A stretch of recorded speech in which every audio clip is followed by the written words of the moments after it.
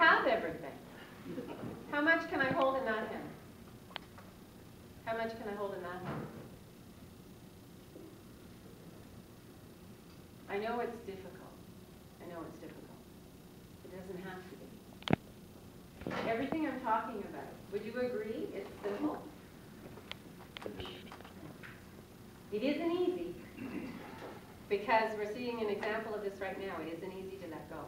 That depends, though, if that, in construction, if that small job is that just one little small job that year, but it might turn out to be a bigger job the next year.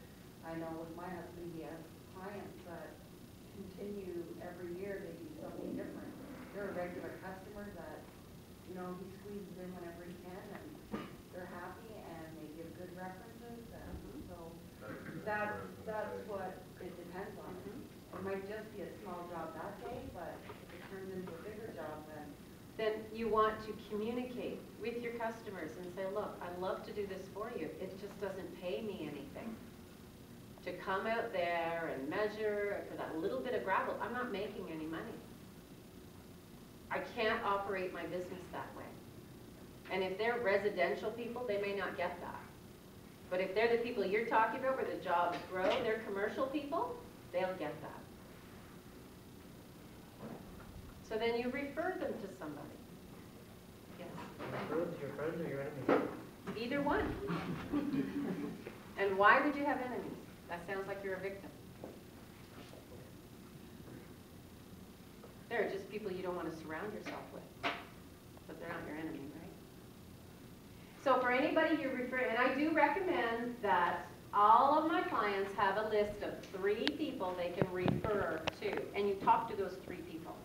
Say, look, I've just grown to a point in my business that there are some people, some jobs, and maybe some people, we can get to that later, but there are some jobs that I just can't do anymore because they're just not profitable for me with the size of other jobs I'm leaving to do these little jobs.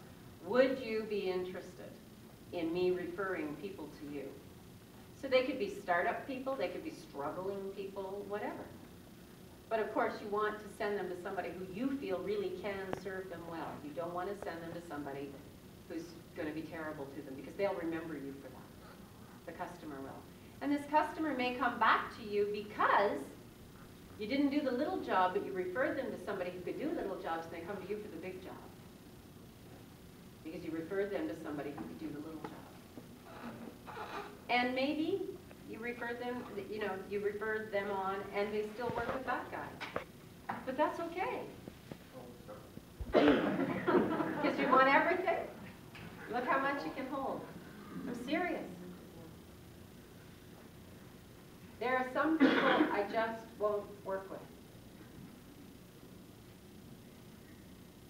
Because I know that it's not going to be a good relationship for me. And that's one of those. Even though the people are lovely, it's not a good business decision. To chase after a job that's not going to get you any money in the hopes that you're going to get money in a bigger one.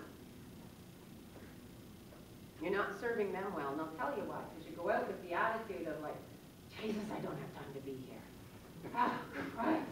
And they feel that. They feel it. And they go, I don't know what's wrong with Brian, but there's something.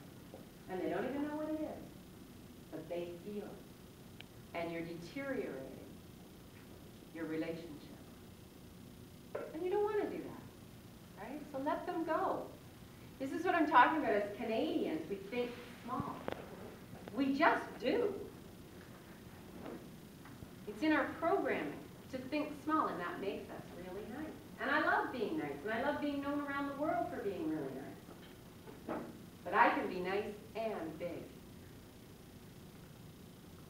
One of my most recent clients, I think from about 2 weeks ago or something, that he became a client, we met in Toronto in October, and he's from Western Ontario, so it was kitchen cabinetry and stuff like that. So it's construction, but they build the cabinetry either in your house or wherever, and they do commercial and whatnot. But anyway, he's been sitting on the fence to work with me. He said to me, I've watched every video you've ever done. I've read everything on your website. I've read every article I could find on the internet and all that stuff. He said, but that teleclass that you just did, he said, what I kept hearing in there is that I can be a good person, even if I'm rich. And that's what was holding him back. Because he knows someone in their neighborhood who appears to be rich. And he's arrogant and boastful and a braggart, and nobody likes him. And this, he realized, was holding him back, because if he became rich, he would have to do this, like that, that. I said, why would you want to be like that? I don't! I said, then why would you